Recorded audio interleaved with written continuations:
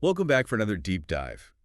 We're going to be tackling some pretty interesting words today. Comparative and superlative adjectives. You know the ones, the words that help us compare things. Yeah, like saying, this pizza is better than that one. Or this is the best pizza I've ever had. Exactly. And we've got a whole stack of stories and insights to help us really understand these types of adjectives. And not just textbook definitions, we'll look at the why and how they can make your writing and speech way more interesting. I'm ready to dive in. Okay, so picture this. Our friend Kevin, let's just say he loves food a lot. Okay, I think I know the type. So Kevin goes to this new restaurant and he just goes all out. Too much soup, too much fish, too many mussels, just completely overdoes it. Oh, I can already see where this is going. Right. And that's what those words do. Too much, too many. They really paint a picture of just how much Kevin ate. And probably a pretty funny picture, too. I bet he didn't feel so good after all that. You got it. But think about it. If Kevin wants to avoid feeling sick next time he goes to this restaurant, what's he going to do? Well, I guess he'd have to eat less. Exactly. He might order less fish or maybe fewer mussels. See? Now we're using those comparative adjectives. Less and fewer. Ah, so we can use comparatives to talk about more than just extremes. They help describe all those subtle differences. Exactly. And it's not just about food either. Let's say we're talking about two twins, Brian and Jeff. Now they're twins, but they don't look exactly alike. Oh, so like one's the good twin and one's the bad twin? No, not like that. But physically, Brian is taller and slimmer, Okay. and Jeff has darker, curlier hair. Ah, I see. So even though they're twins, those comparative adjectives really bring out their individual features. Right. We could even go beyond looks and say that maybe Jeff's more outgoing while Brian's more intellectual.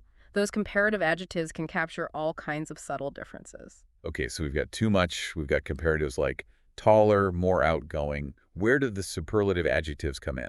Superlatives, those are all about taking things to the extreme. Like the most extreme. Exactly, the highest degree of something. Think about another friend, Jonah. Okay. Jonah just started at a new school, and let me tell you, he thinks it's the best school he's ever been to. The best.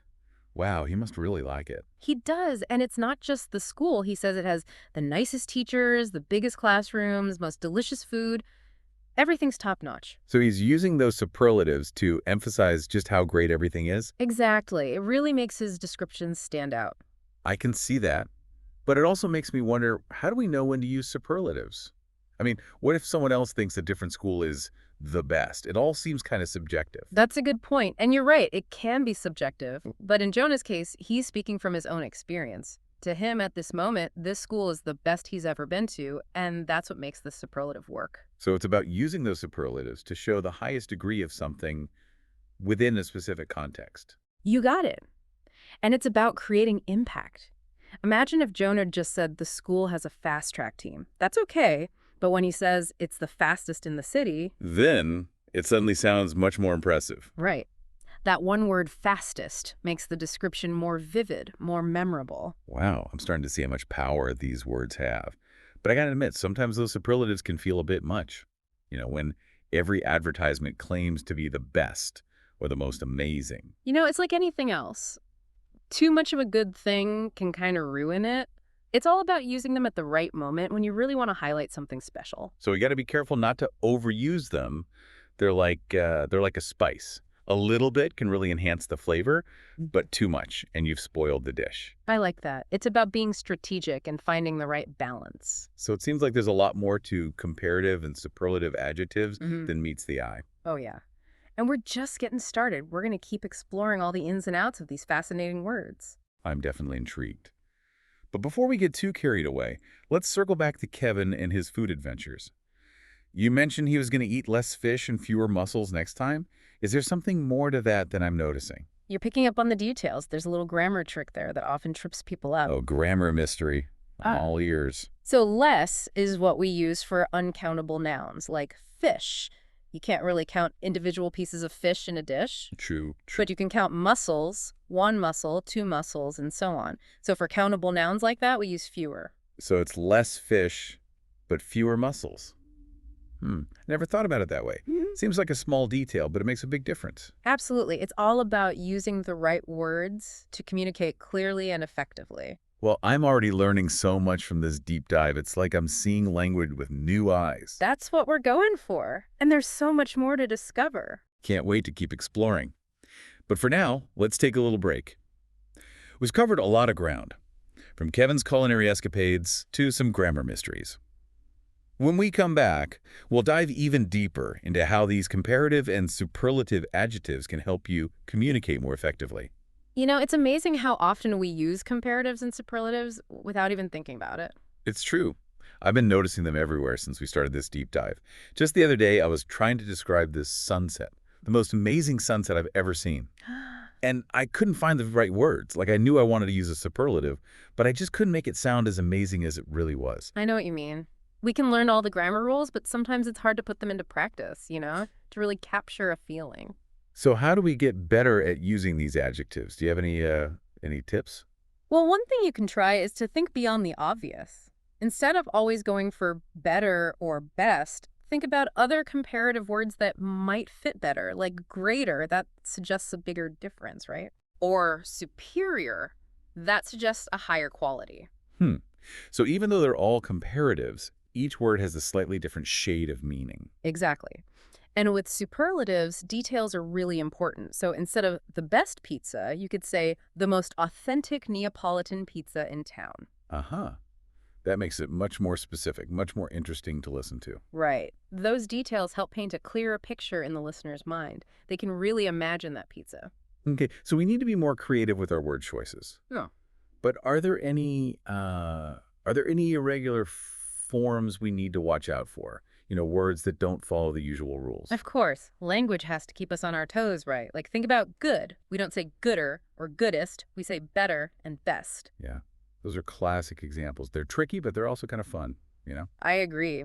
But beyond the grammar rules and the fun exceptions, it's really about using these adjectives to tell a story, to make your descriptions more vivid, to make people really listen to what you have to say. That makes sense. Yeah. But I also got to wonder, why do we even have these comparatives and superlatives? What do they tell us about how we think? That's a great question. It makes me think about cognitive linguistics, which is all about how language and thought are connected. Whoa, that sounds complicated. It can be, but it's also fascinating. The idea is that these comparative and superlative forms reflect our human desire to categorize things, to rank them. We're always comparing, trying to figure out what's better, what's the most of something. That's so true. I'm always comparing restaurants, movies, even people. It's like we can't help ourselves. And that's reflected in our language, you see. These adjectives give us the tools to express those comparisons, to make those distinctions clear. Wow, so it's like grammar is actually a window into how our brains work. Yeah. Pretty cool, huh? And once we understand that connection, we can use language more intentionally, more effectively. This has been such an eye-opening conversation. But I think we're running out of time. Do you have any final thoughts you want to leave us with? I do. Just one. As you go about your day, pay attention to how you use these comparative and superlative adjectives. Notice how they shape your thoughts, your descriptions, your choices. It's amazing how much power these seemingly small words can have. I'm thinking I might have to try that Neapolitan pizza now, if it's really the most authentic in town. You should. And it's not just about food. Keep an ear out for those comparatives and superlatives everywhere you go. Oh, yeah? In conversations, advertisements, even the news. They're everywhere. I bet once you start noticing them, you can't stop. Exactly. It's like you've unlocked a secret code. Suddenly you understand how people are using language to persuade you, to make you see things a certain way. It's a little bit scary, but also kind of cool. Definitely. And hey, maybe you'll even start using those adjectives in new and creative ways yourself. I'm already thinking of all the possibilities. Yeah. But as much fun as it is to talk about adjectives, I think we've reached the end of our deep dive for today.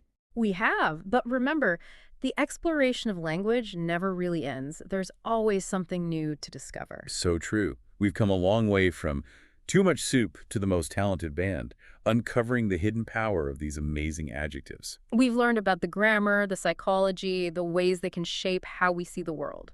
It's been quite a journey. And as we wrap things up, we want to leave you with a challenge.